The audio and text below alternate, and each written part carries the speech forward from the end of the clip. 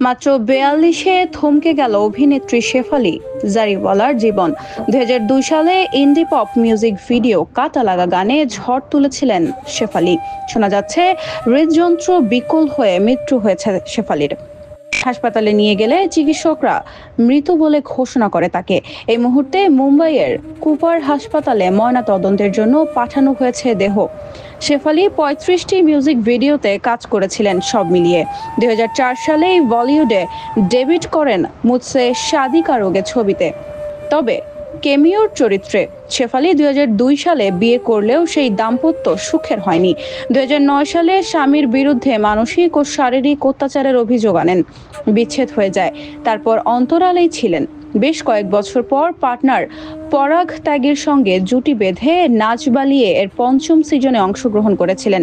২০১৪ সালে বিয়েও করেছেন তারা। ওভারনাইট সেনশন শেফালিকে নিয়ে সেই সময় উন্মাদনা কম হয়নি, তবে সবটাই কাটা লাগার দৌলতে। তারপর বিগ বস ১৩-এ প্রতিযোগী ছিলেন।